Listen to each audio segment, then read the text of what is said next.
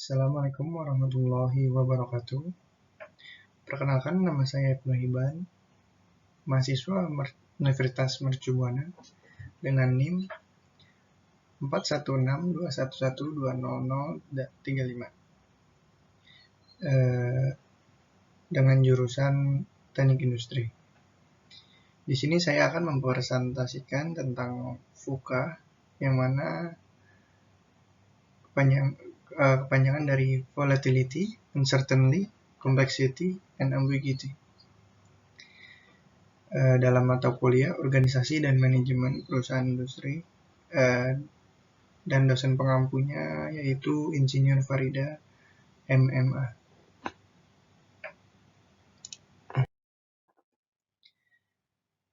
Yang pertama, saya akan menjelaskan tentang definisi. VUCA merupakan akronim dari Volatility, Uncertainty, Complexity, and Ambiguity. VUCA merupakan proses analisis dalam membuat keputusan, merencanakan, mengelola risiko, dan juga memecahkan masalah yang didorong dengan 4 faktor tersebut: anomali, ketidakpastian, kerumitan, dan ketidakjelasan.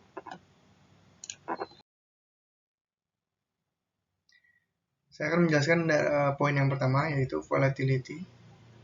Volatility atau anomali adalah situasi di mana akan menghadapi situasi yang tidak menentu. Volatility juga bisa digambarkan di mana situasi bisnis berjalan begitu cepat, berubah-ubah, dan sangat kompetitif. Banyak perusahaan yang sudah mampu menghadapi ketidaktahuan, ketidakpastian, dan juga kesulitan, namun belum bisa menghadapi situasi yang cepat dan ketat. Situasi anomali atau volatility ini terjadi ketika adanya disrupsi teknologi seperti internet dan teknologi penerapan lain. Situasi ini mengharuskan perusahaan untuk menerapkan teknologi untuk mempercepat produktivitas.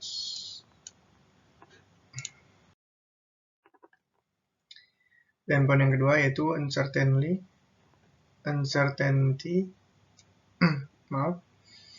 yaitu ketidakpastian adalah ketika sudah mengetahui hubungan sebab akibat namun belum mengetahui apa yang harus dilakukan.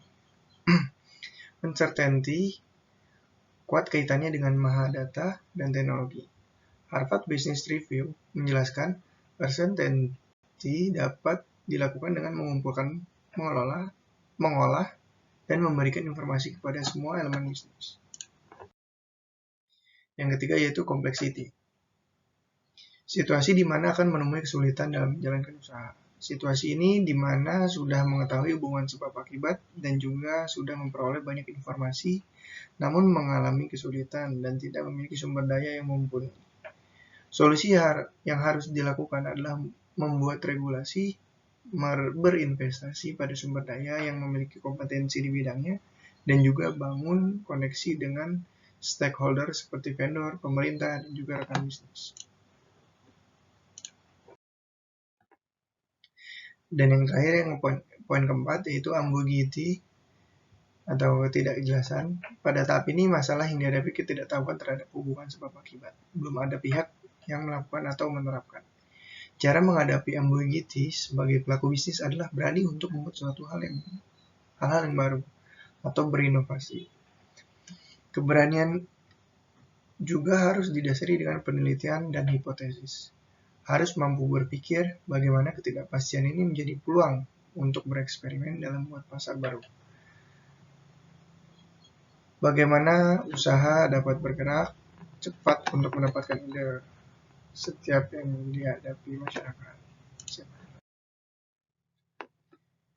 Nah, ini poin yang kedua, yaitu SDM yang dibutuhkan untuk menghadapi VUCA. Salah satu kemampuan atau bisa dikatakan sebagai mindset yang dapat mendukung individu dan organisasi untuk bisa beradaptasi di era VUCA adalah learning agility. Secara garis besar, learning agility dapat didefinisikan sebagai kesediaan dan mampu untuk belajar dari pengalaman, yang kemudian menerapkan pembelajaran tersebut untuk bekerja dengan baik pada kondisi yang baru. Learning ability sendiri memiliki 4 dimensi di dalamnya. Nah, keempat ini akan saya jelaskan. Yang pertama yaitu people agility. People agility itu adalah kemampuan untuk mengetahui diri sendiri dengan baik, mampu belajar dari pengalaman, bisa saling membangun dengan orang lain, dan dapat bertahan dalam tekanan perubahan. Dan yang kedua yaitu result agility, yaitu adalah kemampuan untuk mendapatkan hasil yang terbaik di bawah kondisi yang sulit, mampu menginspirasi orang lain, dan dapat membangun kepercayaan diri orang lain dengan kehadiran kita di dalamnya. Seperti itu. Dan yang ketiga yaitu mental agility. Mental agility yaitu kemampuan untuk berpikir tentang suatu masalah dari sudut pandang yang baru dan merasa nyaman dengan ambiguitas, kompleksitas, serta mampu menjelaskan pemikiran tersebut kepada orang lain secara runtut. Dan poin yang terakhir yaitu change agility, kemampuan untuk merasa ingin tahu secara positif, memiliki gairah atas ide-ide, dan ingin terlibat dalam aktivitas peningkatan keterampilan. Nah, poin yang ketiga, leadership yang dibutuhkan untuk menghadapi VUCA. Konsep kepemimpinan VUCA dalam bisnis bisa dilakukan para pemimpin dalam menghadapi krisis. Penjelasan mengenai istilah VUCA pada konteks yang dapat diadaptasi sebagai strategi para pemimpin menghadapi krisis adalah sebagai berikut. Nah, ini yang pertama nih, yaitu vision atau pandangan di masa depan. Jadi tidak dapat dipungkiri bahwa semakin berkembangnya zaman, tantangan dunia bisnis semakin rumit dan tidak terduga. Pemimpin yang efektif tak akan diam saja ketika menghadapi perubahan yang terjadi dengan cepat atau labil. Mereka akan merevisi strategi yang dimiliki agar tetap stabil. Nah, pada zaman perubahan tersebut, pemimpin berusaha berpegang teguh pada nilai-nilai dan tujuan yang ingin dicapai. Menjadi pemimpin itu juga harus memiliki pandangan ke depan agar dapat memprediksi probabilitas dengan keadaan yang labil di masa depan. Nah, ini yang kedua nih, understanding atau pemahaman. Untuk menghadapi ketidakpastian perubahan, perusahaan harus dapat memprediksi dampak dari perubahan yang berkaitan dengan organisasi atau bisnisnya. Selain itu, sebagai pelaku bisnis, meskipun dihadapi dengan situasi yang tidak pasti, kita harus tetap bisa melakukan pengambilan keputusan dan mampu melakukan manajemen risiko. Nah, untuk itu salah satu solusi menghadapi masalah ini adalah dengan understanding atau memiliki pemahaman atau kemampuan terkait perubahan situasi jadi bekal yang dimiliki seorang pemimpin perusahaan yang ingin bertahan dalam dunia bisnis. Seperti itu. Dan yang ketiga yaitu clarity atau kejelasan. Dalam situasi yang tidak menentu, jika ingin bisnis tetap berjalan, sebaiknya memiliki pemimpin yang mampu memberikan kejelasan. Hal ini dicapai dengan pemimpin berkomunikasi secara jelas dengan karyawannya, khususnya terkait dengan keamanan kerja seperti stabilitas finansial, seperti itu. Terlebih perubahan yang terjadi bisa mempengaruhi kestabilitas dari anggaran dan manajemen perusahaan.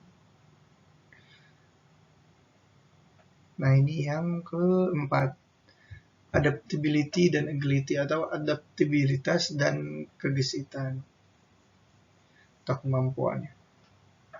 Dalam menghadapi perubahan khususnya pada pandemi COVID-19, kita tidak bisa menyerah dengan keadaan, tapi kita sebagai pemimpin juga harus mampu beradaptasi dengan lebih baik dan dengan lebih cepat dalam menentukan strategi, juga membuat keputusan yang perlu dilakukan. Inovasi menjadi kunci untuk mengevaluasi strategi lama yang digunakan. Hal ini membantu menavigasi situasi yang tidak menentu dan asing. Nah, selanjutnya ini referensinya.